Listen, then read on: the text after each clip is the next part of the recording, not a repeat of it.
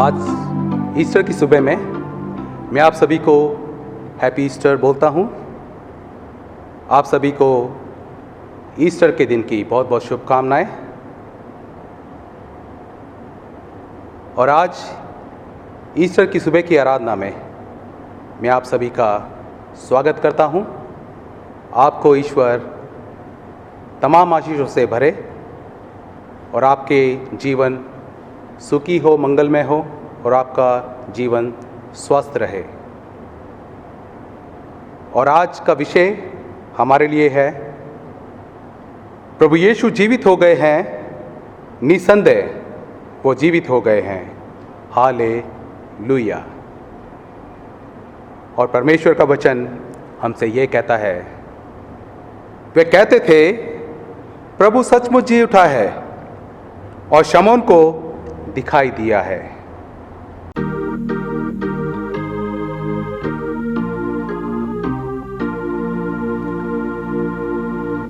सब गाओ ख्रीस्त की होवे जय, नरक और पाप का हुआ क्षय, दूर हुए सब हमारे भय। हालेलुया।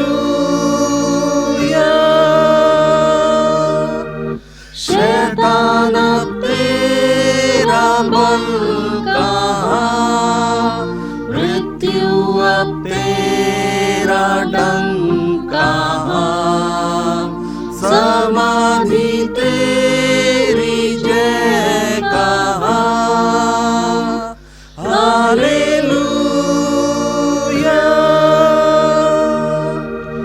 प्रभु हमारा जी उठा, दुष्टों के छल और बल दबा, हमें अब किसका डर रहा। हालेलुया। ख्रीस्त यीशु तूने खोला द्वार, शैतान संसार शरीर को मार, तू ही हमारा तारनहार। हालेलुया।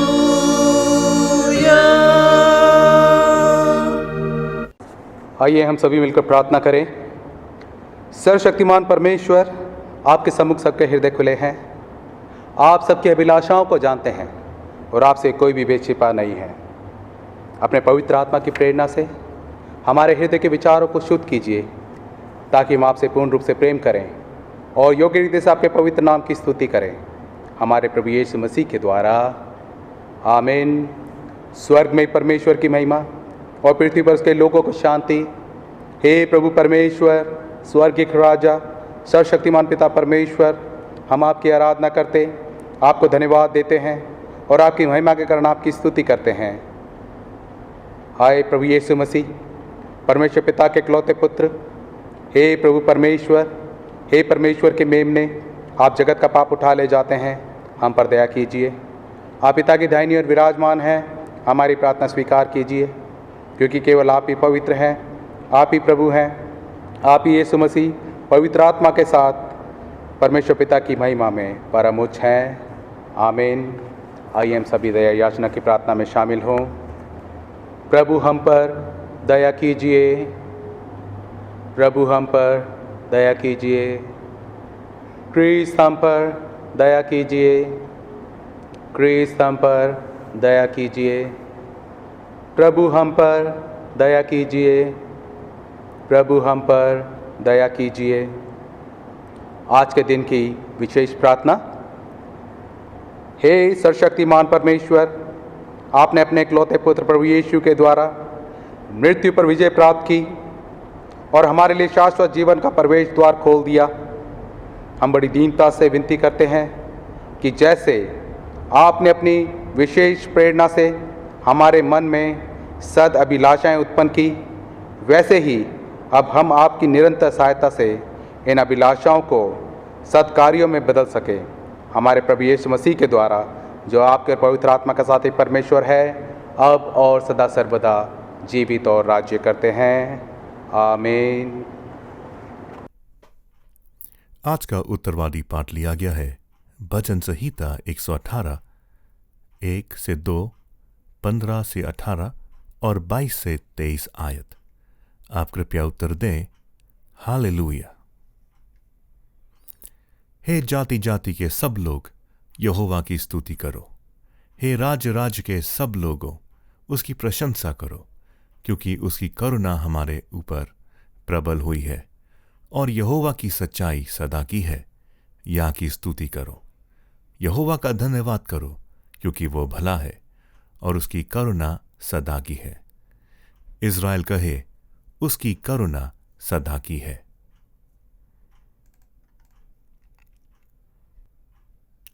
धर्मियों के तंबुओं में जय जयकार और उद्धार की ध्वनि हो रही है। यहोवा के दाहिनी हाथ से पराक्रम और का काम होता है। यहोवा का दाहिना हाथ महान हुआ है।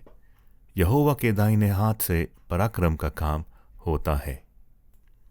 मैं न मरूंगा वरन जीवित रहूंगा और परमेश्वर के कामों का वर्णन करता रहूंगा। परमेश्वर ने मेरी बड़ी ताड़ना तो की है, परंतु मुझे मृत्यु के वश में नहीं किया।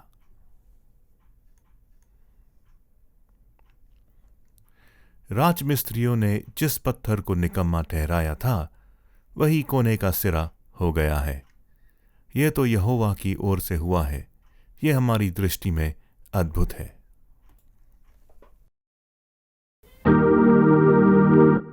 और प्रशंसा पिता की और पुत्र की और पवित्र आत्मा की, जैसे आदि में हुई अब है अब सदा रहेगी, युग आमीन।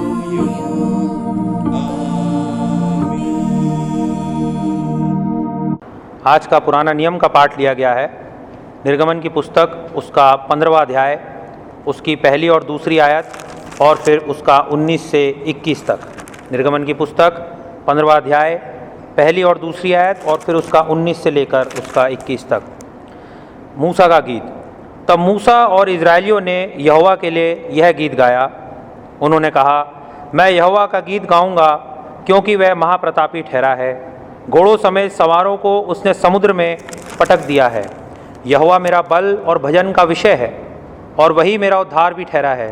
मेरा परमेश्वर वही है, मैं उसी की स्तुति करूँगा।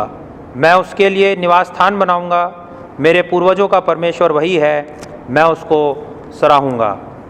19वीं आयत से यह गीत गाने का कारण यह है कि फ़िरौन के घोड़े रथों और सवारों समेत समुद्र के बीच में चले गए और यहोवा उनके ऊपर समुद्र का जल लौटा ले आया, परंतु इजरायली समुद्र के बीच स्थली स्थल पर होकर चले गए।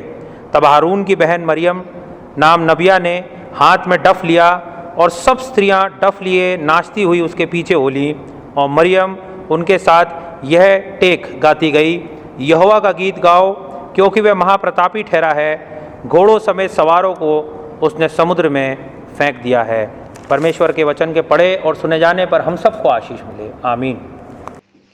मैं आपके सामने पढ़ूंगी कुलसियों के नाम पौलुस प्रेरित की पत्री, उसका 3रा अध्याय, उसकी 1 से लेकर 4 आयत तक, जहाँ इस प्रकार लिखा है, अतः जब तुम मसीह के साथ जिलाए गए तो स्वर्गीय वस्तुओं की खोज में रहो, जहाँ मसीह विद्यमान है और परमेश्वर के दाहिनी ओर बैठा है। पृथ्वी पर की नहीं, परंतु स्वर्गीय वस्तुओं पर ध्यान लगाओ, क्योंकि तुम मर गए और तुम्हारा जीवन मसीह के साथ परमेश्वर में छिपा हुआ है। जब मसीह जो हमारा जीवन है प्रकट होगा, तब तुम भी उसके साथ महिमा सहित प्रकट किए जाओगे। ये परमेश्वर का वचन है। परमेश्वर के वचन के पढ़े और सुने जाने पर आशीष हो। आमीन। आज का सुसमाचार पाठ लिया गया है यूहन्ना रचित सुसमाचार, उसका 20वां अध्याय और 1 से लेके 18 आयत तक। सप्ताह के पहले दिन मरियम मगदलीनी भोर को अंधेरा रहते ही कब्र पर आई और पत्थर को कब्र से हटा हुआ देखा। तब वह दौड़ी और शिमोन पतरस और उस दूसरे चेले के पास जिससे यीशु प्रेम रखता है आकर कहा, वे प्रभु को कब्र में से निकाल ले गए हैं और हम नहीं जानते कि कहाँ रख दिया है। तब पतरस और उसका दूसरा चेला निकलकर कब्र की ओर चले और दोनों साथ साथ दौड़ रहे थे, परंतु दूसरा चेला पतरस से आगे बढ़कर कब्र पर पहले पहुंचा और झुककर कपड़े पड़े देखे तो भी वह भीतर ना गया।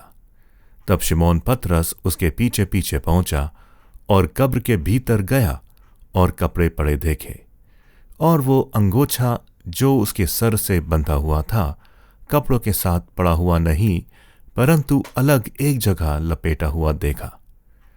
तब दूसरा चेला भी जो कब्र पर पहले पहुंचा था भीतर गया और देखकर विश्वास किया। वे तो अब तक पवित्र शास्त्र की ये बात ना समझते थे कि उसे मरे हुओं में से जी उठना होगा।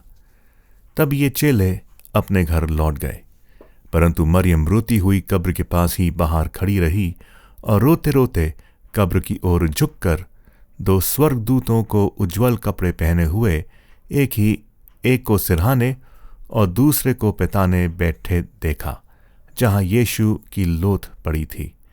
उन्होंने उससे कहा, हे नारी, तू क्यों रोती है?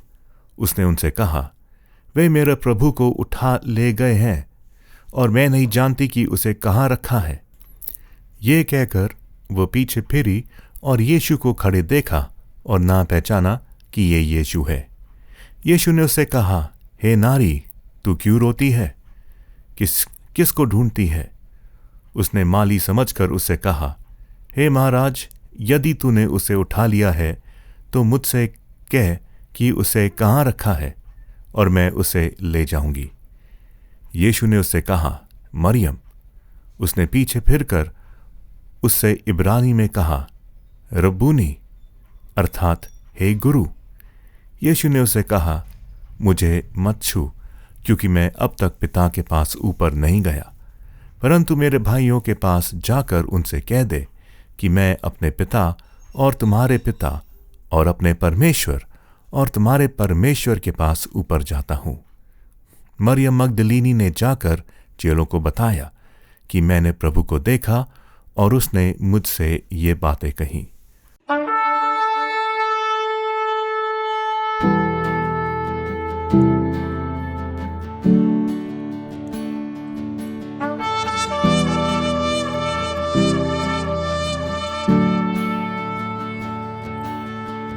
देखो कब्र अभी खाली है, वो वहाँ नहीं है। क्रूस पाप और मृत्यु पर जय की निशानी है।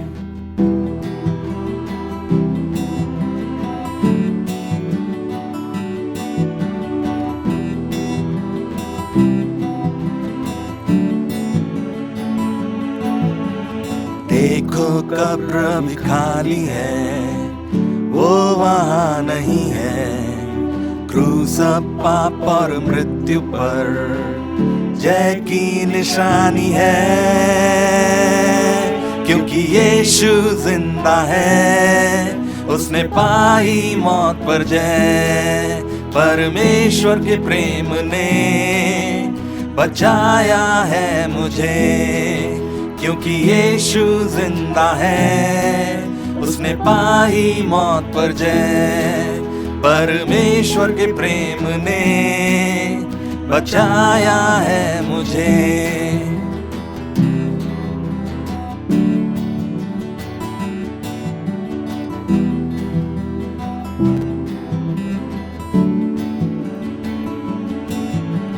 कहाँ है मृत्यु का डंक, कहाँ है मौत तेरी विजय।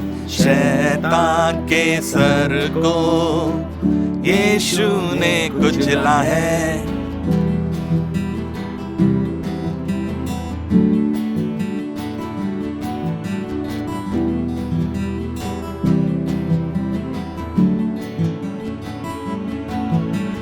कहाँ है मृत्यु का डंक, कहाँ है मौत तेरी विजय शैतान के सर को यीशु ने कुचला है क्योंकि यीशु जिंदा है उसने पाई मौत पर जय परमेश्वर के प्रेम ने बचाया है मुझे क्योंकि यीशु जिंदा है उसने पाई मौत पर जय परमेश्वर के प्रेम ने बचाया है मुझे।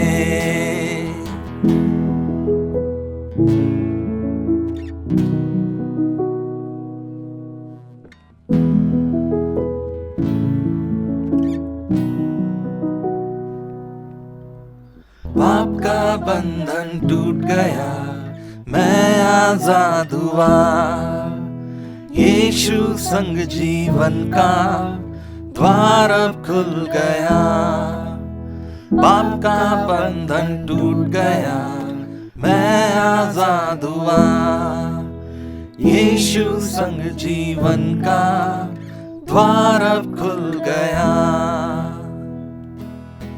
क्योंकि यीशु जिंदा है उसने पाई मौत पर जय परमेश्वर के प्रेम ने बचाया है मुझे क्योंकि यीशु जिंदा है उसने पाई मौत पर जय परमेश्वर के प्रेम ने बचाया है मुझे। आइए परहित निवेदन में जाएं और परमेश्वर से प्रार्थना करें। हम समस्त मानव जाति के लिए प्रार्थना करें और अपनी प्रार्थनाओं को प्रभु यीशु मसीह के निरंतर निवेदन के साथ अर्पित करें। हे पिता, हम प्रार्थना करते हैं कि समस्त संसार में न्याय और शांति स्थापित हो और प्रत्येक व्यक्ति भरपूर जीवन प्राप्त करे।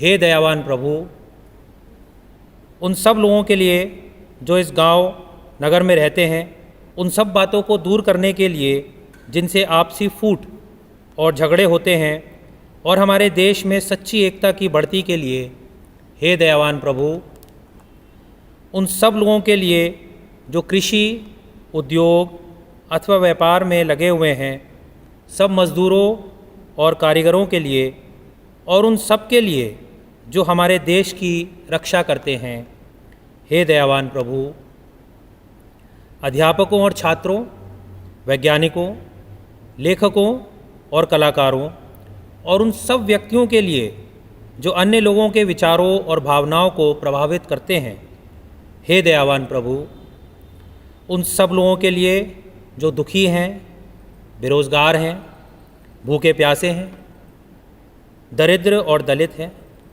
बीमार और मरणासन हैं और उन सब व्यक्तियों के लिए जो ऐसे लोगों की सेवा और सहायता करते हैं, हे दयावान प्रभु, हमारे तथा अन्य देशों के सब शासकों के लिए, विशेषकर हमारे राष्ट्रपति, प्रधानमंत्री, इस राज्य के राज्यपाल और मुख्यमंत्री और उनके लिए भी जो लोगों पर किसी प्रकार का अधिकार रखते हैं, हे दयावान प्रभु, संपूर्ण मसीही समाज की एकता और मेल मिलाप के लिए और समस्त संसार में उनकी गवाही और सेवा कार्य के लिए, हे दयावान प्रभु, भारत में आपकी समस्त कलीसिया के लिए, उसके परिषदों तथा अगुए, विशेषकर हमारे प्रमुख धर्माचार्य पीसी सिंह, दक्षिण भारत की कलीसिया के प्रमुख धर्माचार्य श्री धर्माराज और मार्थोमा कलीसिया के मेट्रोपॉलिटन श्री जोसेफ, हमारे धर्माचार्य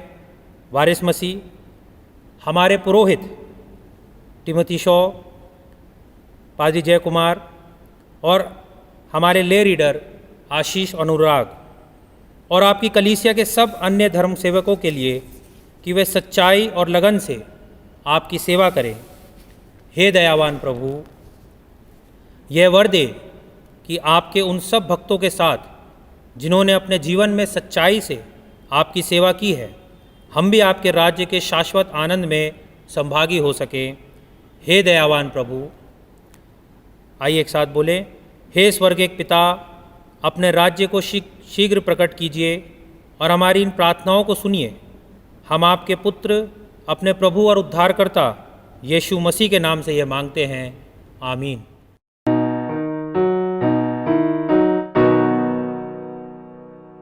हे हमारे बाप, तू जो आसमान में है, तेरा नाम पाक माना जाए, तेरी बादशाहत आए। हे हमारे बाप, जैसे तेरी मर्जी आसमान में पूरी होती है, जैसे तेरी मर्जी आसमान में पूरी होती है, वैसे तेरी मर्जी जगत में पूरी हो जाए। हे हमारे बाप, रोज की रोटी हमारी आज हमको दे दे, रोज की रोटी हमारी आज हमको दे दे। जीवन की रोटी तू है, तू ही हमारा बल है। हे हमारे बाप, जिस तरह हम अपने अपराधी को माफ करते हैं, जिस तरह हम अपने अपराधी को माफ करते हैं, उस तरह ही हमारे अपराध को माफ कर दे। हे हमारे बाप, हमको आजमाइशों में जाने तू ना दे, हमको आजमाइशों में जाने तू ना दे, बल्कि बुराई से बचा, अपनी राह पर चला। हे हमारे बाप, क्योंकि आसमानी बादशाह और कुव्वत कुदरत, क्योंकि आसमानी बादशाह और कुव्वत कुदरत, ज़र और ज़मीं का जलाल है, हमेशा हो तेरा तेरा। आमीन आमीन आमीन, आमीन आमीन आमीन, आमीन आमीन आमीन, आमीन। पाप अंगीकार। प्रिय भाइयों और बहनों, हमारे प्रभु यीशु मसीह ये कहते हैं, हमारा प्रभु परमेश्वर ही एकमात्र प्रभु है। तू प्रभु अपने परमेश्वर को अपने संपूर्ण हृदय, संपूर्ण प्राण, संपूर्ण बुद्धि और संपूर्ण शक्ति से प्रेम कर। ये पहली आज्ञा है। दूसरी ये है, अपने पड़ोसी को अपने समान प्रेम कर। इनसे बड़ी और कोई आज्ञा नहीं है। परमेश्वर ने संसार से ऐसा प्रेम किया कि उसने अपना इकलौता पुत्र यीशु मसीह दे दिया कि वे हमें पापों से बचाए, स्वर्ग में हमारे लिए निवेदन करे और हमें शाश्वत जीवन में पहुंचाए। इसीलिए हम पश्चाताप और विश्वास के साथ अपने पापों को स्वीकार करें। हम परमेश्वर की कृपा से उसकी आज्ञाओं का पालन करने का और सब लोगों के साथ मेल मिलाप और प्रेम से रहने का पक्का संकल्प करें। आइए प्रार्थना करें। हे सर्वशक्तिमान परमेश्वर, हमारे स्वर्गिक पिता, हमने मन, वचन और कर्म से आपके विरुद्ध और एक दूसरे के विरुद्ध पाप किया है। हमने अपनी अज्ञानता और दुर्बलता के कारण और जानबूझकर भी बुराई की है और भलाई करने में असफल रहे हैं। इन सब पापों के लिए हम सचमुच दुखी हैं और अंतःकरण से पश्चाताप करते हैं। आपके पुत्र यीशु मसीह ने हमारे लिए अपने प्राण दिए।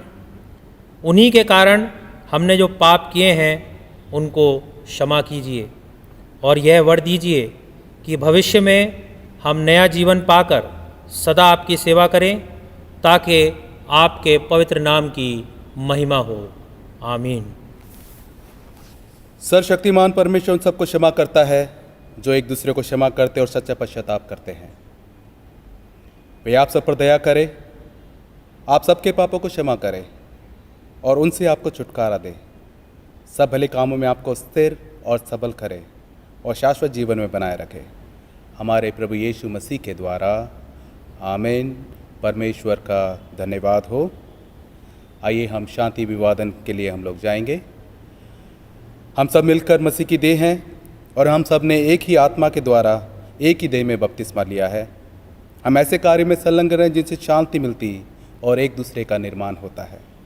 प्रभु की शांति सदा आपके साथ रहे और आपके साथ भी रहे और सबल करे और शाश्वत जीवन में बनाए रखे, हमारे प्रभु यीशु मसीह के द्वारा। आमीन। परमेश्वर का धन्यवाद हो। आइए हम शांति अभिवादन के लिए हम लोग जाएंगे। हम सब मिलकर मसीह की देह हैं और हम सब ने एक ही आत्मा के द्वारा एक ही देह में बपतिस्मा लिया है। हम ऐसे कार्य में संलग्न रहें जिनसे शांति मिलती और एक दूसरे का निर्माण होता है। प्रभु की शांति सदा आपके साथ रहे और आपके साथ भी रहे।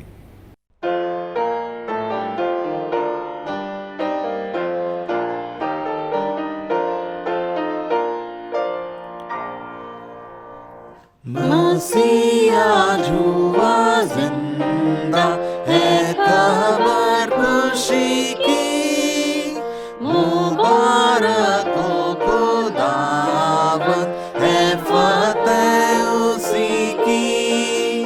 तारीकी से ता रोशनी, मौत से ता जिंदगी, निकाल कर यीशु लाया और हमें फतेह दी। आज यीशु को हम देखें, बख्शे पाकीज़गी, है बाप क्या ही नूरानी है सूरत यीशु की।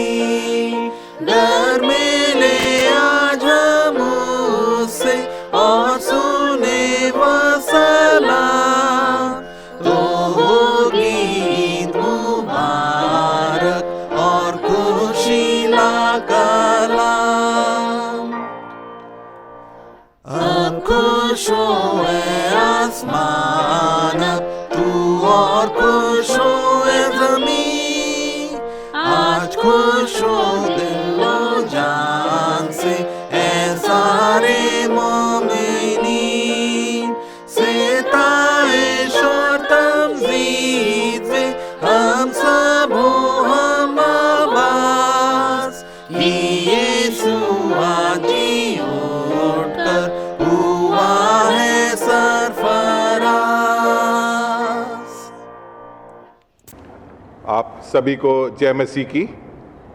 मैं रेवरेंड तिमोथी शॉ, जो हमारे प्रेस्बिटर इंचार्ज हैं, उनकी तरफ से, रेवरेंड जय की तरफ से और अपने परिवार की तरफ से और संपूर्ण पास्टर कमेटी की तरफ से आप सभी को ईस्टर की बहुत बहुत शुभकामनाएं देता हूं। Wish you all a very happy Easter. और प्रभु करता संभव होता अगर हम लोग आमने सामने होते तो ईस्टर का नारा हम अवश्य साथ लगाते। लेकिन जो लोग कर सकते हैं वो मेरे संग घर से ही बोलें मेरे पीछे। आज प्रभु जी उठा है, वो सचमुच जी उठा है। हालेलुया। शुक्रवार के दिन हमने स्मरण किया था कि प्रभु यीशु क्रूसित है और क्रूस पर प्रभु यीशु ने ना सिर्फ दुख सहा बल्कि अपने आप को बलिदान कर दिया। और उसी संध्या को प्रभु यीशु की लोथ को क्रूस पर से उतारा गया और उनको दफन कर दिया गया। शनिवार का दिन सबत का दिन था और सब कुछ शांत रहा। और रविवार के दिन जो कि सप्ताह का पहला दिन है, कुछ महिलाएं प्रभु यीशु की कब्र पे आती हैं ताकि उन पर लोथ पर वो मसाले मलें, जैसा यहूदी संदर्भ था। और लिखा है यूहन्ना की इंजील उसका 20 अध्याय और पहले पद में, सप्ताह के पहले दिन मरियम मगदलिनी भोर को अंधेरा रहते ही कब्र पर आई और पत्थर को कब्र से हटा हुआ देखा। तब वो दौड़ी और शमौन पतरस और दूसरे चेले के पास जिससे यीशु प्रेम रखता था जाकर कहा, वे प्रभु को कब्र से निकाल ले गए हैं और हम नहीं जानती उनको कहाँ रख दिया है। जब मरियम कब्र पर थी, कब्र का पत्थर लुढ़का हुआ था, कब्र खाली थी, तो उसकी क्या प्रतिक्रिया रही? उसने नारा नहीं लगाया, प्रभु जी उठा है, हाँ सचमुच जी उठा है, हालेलुया। लेकिन मरियम जो है कब्र को खाली देख के घबरा जाती है और भाग के जाती है जहाँ पर चेले हैं, और पतरस और यूहन्ना को वहाँ जाके चेलों को बताती है कि कब्र खाली है। जब वो बताती है, चेलों ने क्या किया? क्या उन्होंने कहा प्रभु सचमुच जी उठा है, हाँ वो जी उठा है, हालेलुया? उन्होंने भी ऐसा नहीं बोला। लिखा है कि पतरस और यूहन्ना दोनों दौड़ पड़े कब्र की ओर और उन्होंने वहाँ पहुँचकर सचमुच देखा कि कब्र खाली है। जब वो भी कब्र को खाली देखते हैं तो क्या उन्होंने नारा लगाया कि आज प्रभु यीशु जी उठा है, वो सचमुच जी उठा है, हालेलुया? उन्होंने भी ये नारा नहीं लगाया। क्यों ऐसा हो रहा था? क्यों वो नहीं समझ पा रहे थे कि प्रभु यीशु मुर्दों में से जी उठा है? क्यों नहीं समझ पा रहे थे कि मृत्यु का डंक टूट गया है, मृत्यु की पराजय हो गई है और प्रभु यीशु मृत्युंजयी हो गया है? लिखा है यूहन्ना की इंजील 20 अध्याय 9 पद में, वे तो अब तक पवित्र शास्त्र की ये बात ना समझे थे कि उसे मरे हुओं में से जी उठना होगा। वो अभी तक नहीं समझे थे पवित्र शास्त्र की बात कि प्रभु यीशु को मरे हुओं में से जी उठना होगा। कई बार जब प्रभु का कार्य हमारे सामने हो रहा होता है, हम उस प्रभु के कार्य को समझ नहीं पाते क्योंकि हम वचन को पूरी तरीके से समझ नहीं पाए हैं। और कई बार जब हम प्रभु के कार्य को समझ पाते हैं तो हमें वचन समझ आता है। एक प्रभु का जो कार्य है और प्रभु का जो वचन है उसमें एक संबंध है। कई बार प्रभु के कार्य को समझने के द्वारा हम उसके वचन को समझते हैं और कई बार वचन समझने के द्वारा हमें प्रभु का कार्य समझ आता है। ये चेले अभी तक तो बात ना समझे थे, लेकिन जब प्रभु यीशु का उनका आमना सामना होगा, जब प्रभु यीशु जीवित जो उठे हैं वो अपने चेलों को अपने आप को चेलों पर प्रकट करेंगे, तब चेले सचमुच इस बात को जो लिखी गई है पवित्र शास्त्र में उसको पूरा होता देखेंगे कि उसे मरे हुओं में से जी उठना अवश्य था और प्रभु यीशु ने ये कहा। कई बार हम प्रभु के कार्य को समझ नहीं पाते, कई बार हम उसके वचन को समझ नहीं पाते। हमें प्रभु के कार्य को और उसका वचन को समझने में दोनों ही बातों का सहारा लेना है। वचन समझ पाएंगे, उसके कार्य को समझ पाएंगे। जितना कार्य जानेंगे उतना हम उसके वचन गहराई में जाएंगे। प्रभु के कार्य और उसके वचन में जो पारस्परिक संबंध है उसमें हमें आगे बढ़ना है। और हमें आज का दिन जो ईस्टर का दिन है, जो प्रभु यीशु के पुनर्जीवित होने का दिन है, पुनरुत्थान का दिन है, हम उस दिन प्रभु को धन्यवाद दें उसके प्रभु के कार्य और प्रभु के वचन के लिए। यूहन्ना की इंजील जब हम पढ़ते हैं और उसका 20 अध्याय पढ़ते हैं तो उससे लगता है कि मरियम अकेली ही कब्र पर पहुंची थी। लेकिन अगर हम मरकुस के सुसमाचार में जाते हैं, 16 अध्याय का पहला पद पढ़ते हैं तो हमें देखने को मिलता है कि मरियम अकेली सुबह सवेरे कब्र पर ना गई थी। मरियम के संग और महिलाएं भी वहाँ पर गई थीं ताकि वो प्रभु यीशु की लोथ पर वहाँ पर मसाले लगाएं, जैसा यहूदी परंपरा थी।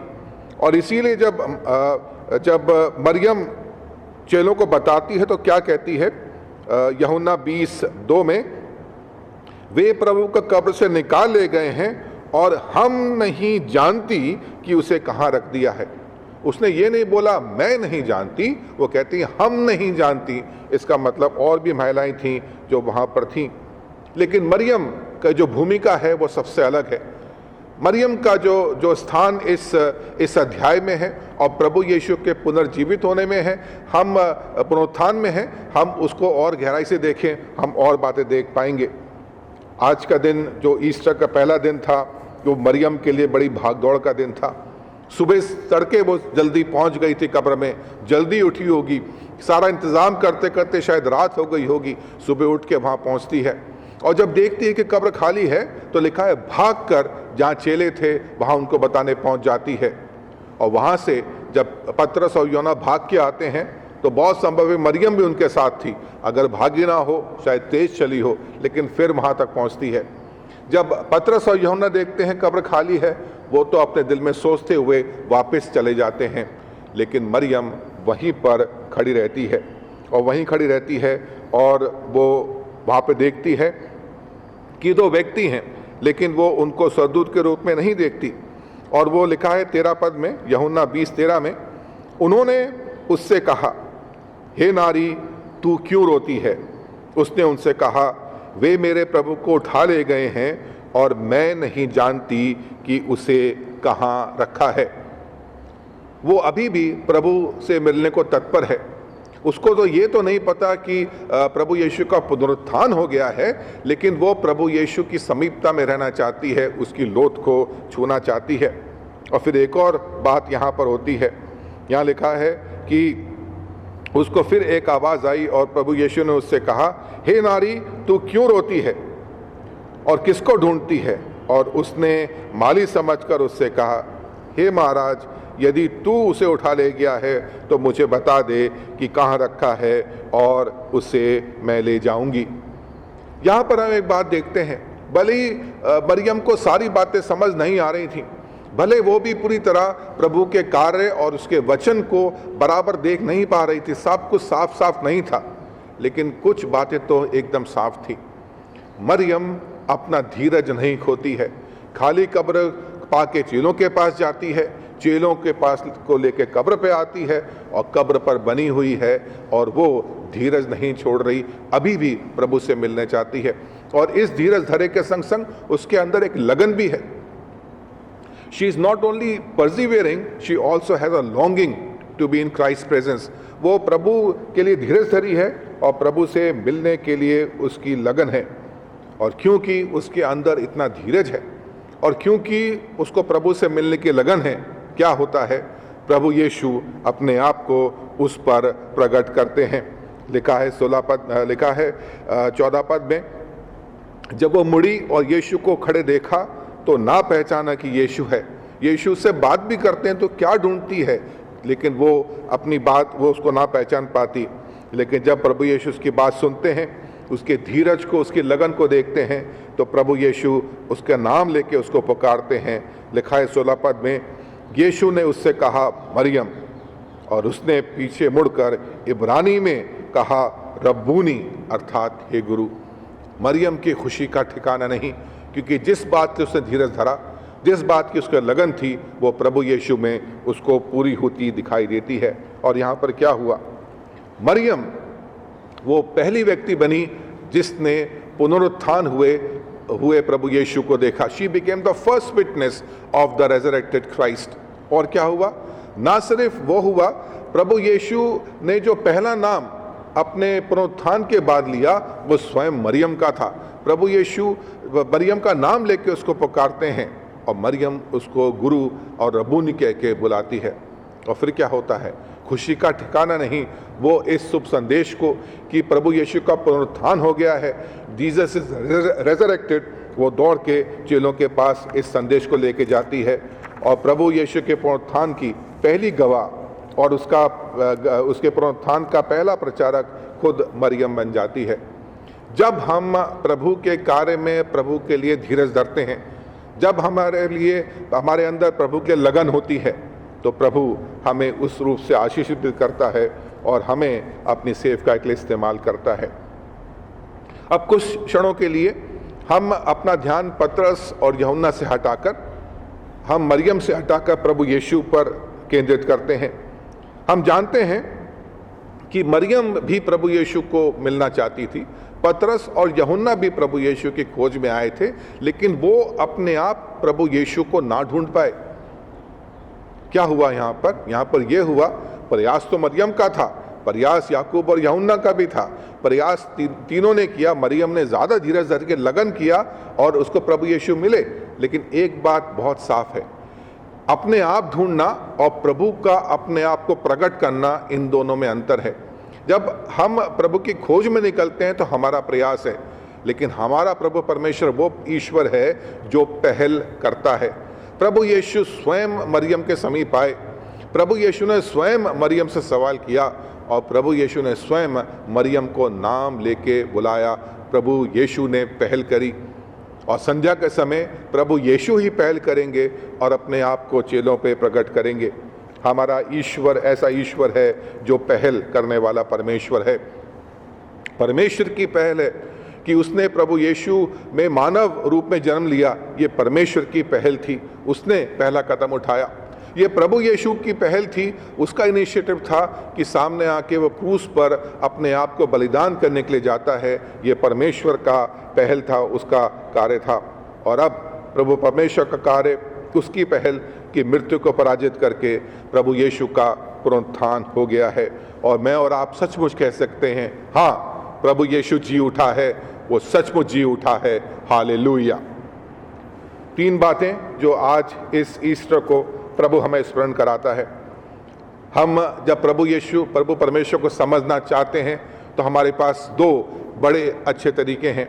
जितना हम उसके वचन को समझेंगे, हम प्रभु परमेश्वर का कार्य को समझेंगे। जितना हम कार्य को समझ पाएंगे, हमें वचन की बातें और साफ दिखाई देंगी। ये जो प्रभु का वचन और प्रभु के कार्य में पारस्परिक संबंध है, हमें हमेशा याद रखना है। ना सिर्फ हम अपने ज्ञान में बढ़ें, लेकिन प्रभु में अपने अनुभव में बढ़ें। जब प्रभु के वचन का ज्ञान और उसके कार्य का अनुभव साथ मिलता है, हम प्रभु की पहचान में और आगे बढ़ते हैं। यही यूहन्ना और पतरस जो उस समय बात को ना समझ पाए थे, प्रभु के लिए बड़े प्रचारक बने। उसके कार्य का, उसके नाम का उन्होंने प्रचार प्रसार किया, क्योंकि परमेश्वर के वचन और उसके कार्य को वो परस्पर संबंध में देखने पाए। मरियम से हम सीखते हैं, अगर हम धीरज धरें और प्रभु के लिए हमारे अंदर लगन हो, तो प्रभु हमें महिमा देता है, अपनी महिमा के लिए इस्तेमाल करता है। और इस बात की हम सदा तत्पर रहें। और अंतिम बात और सबसे महत्वपूर्ण बात ये कि प्रभु यीशु जो पुनरुत्थान हुआ प्रभु यीशु है, वो पहल करता है। वो आगे आके हमसे मिलता है और चाहता है कि हम उसको पहचानें। मैं और आज हम जो ईस्टर मना रहे हैं, आज ईस्टर के त्यौहार में भी ये पहल प्रभु यीशु की है कि हम जो पुनरुत्थान प्रभु यीशु हो चुका है, हम उसके नियुक्ति को पहचानें जो हमें नाम लेके बुलाता है। और प्रभु करे कि इस ईस्टर को मैं और आप सचमुच अनुभव करें और ये कह सकें कि हाँ, प्रभु यीशु जी उठा है, वो सचमुच जी उठा है। हालेलुया। प्रभु यीशु हम सभी को आशीष दे। आमीन।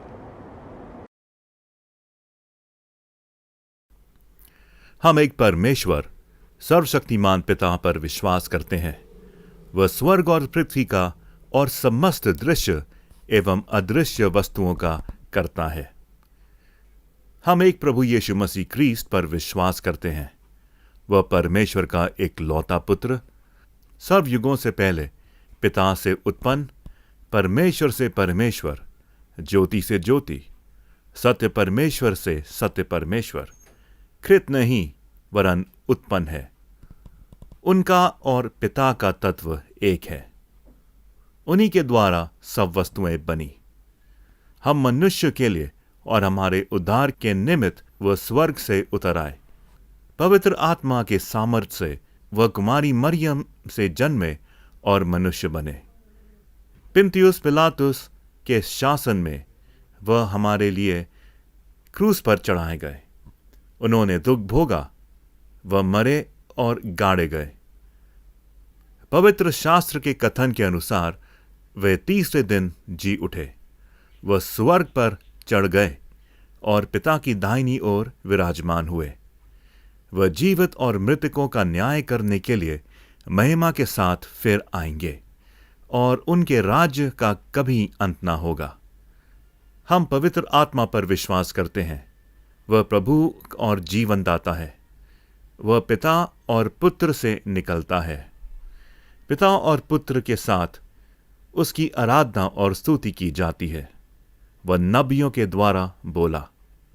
हम एक पवित्र, सर्वलौकिक और प्रेरितीय कलीसिया पर विश्वास करते हैं।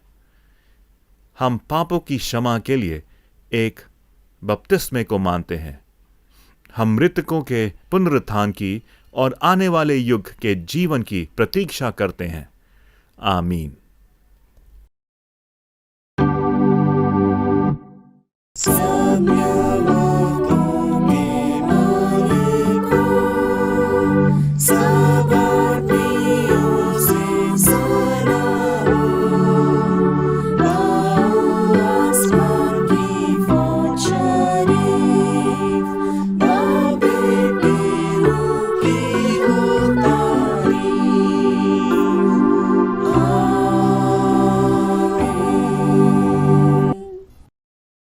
परमेश्वर की शांति जो सारी समझ से परे है, परमेश्वर के और उसके पुत्र हमारे प्रभु यीशु मसीह के ज्ञान और प्रेम में आपके हृदय और विचारों को सुरक्षित रखे। और सर्वशक्तिमान परमेश्वर, पिता, पुत्र और पवित्र आत्मा की आशीष आप सब पर हो और आपके साथ सदा सर्वदा बनी रहे। आमीन।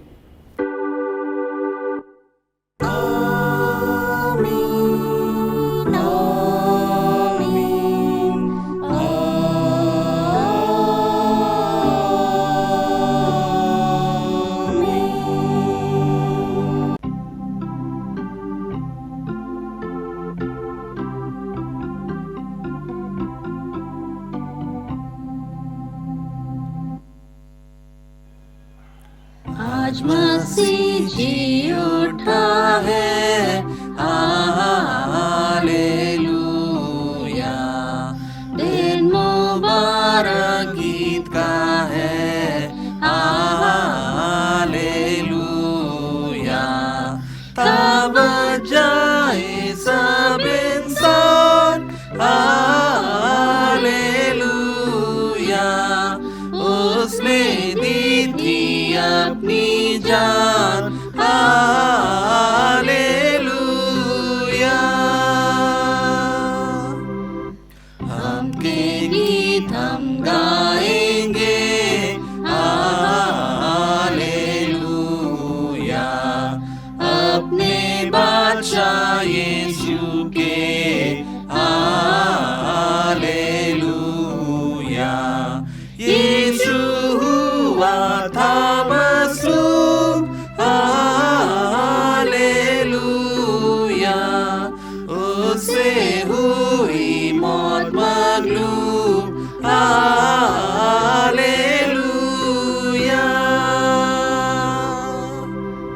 मरा था जिंदा है, हालेलुया। और नजात बख्शिंदा है, हालेलुया। अब आसमानी फौज शरीफ, हालेलुया। गाती है उसकी तारीफ, hallelujah.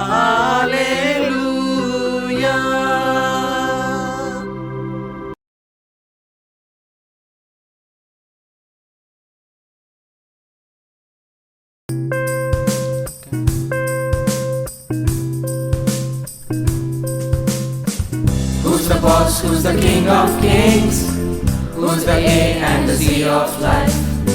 It's Jesus Christ, the Son of God. He's risen and he reigns on high. Who's the boss? Who's the king of kings? Who's the A and the Z of life? Jesus Christ, Christ, the Son of God, He's risen and He reigns on high. Ever since the creation of man, Satan has tried to stop God's plan. He tempted Eve, messed up Cain, plunged humanity in deep dark sin. With God's people, he's on the attack, so God wouldn't have his people back. But no matter what you try, God's plan never goes dry. Who's the boss? Who's the King of Kings? Who's the A and the Z of life? Jesus Christ, the Son of God, He's risen and He reigns on high. Nimrod, the Pharaoh, the Philistines, you name it. They tried to outsmart God, never made it. The lion turned veggie when Daniel was served. The whale couldn't digest Jonah, the man of God's word. No matter how long or hard he tried, just couldn't stop the coming of Christ. Who's the boss? Who's the King of Kings? Who's the A and the Z of life? It's Jesus Christ, the Son of God, He's risen and He reigns on high. Finally, when the time was right, the Son of God did arrive. He came with the mission to save us all, as God had promised at the fall. But Satan had tried with all his might. He tempted, he tried to kill, you see, by a storm on the Sea of Galilee. Spread rumors, tried it all. He thought he had his victory when he nailed him on the Calvary. It seemed that God's plan of salvation was now off the track. Satan had finally won. Jesus was dead and He was never coming back.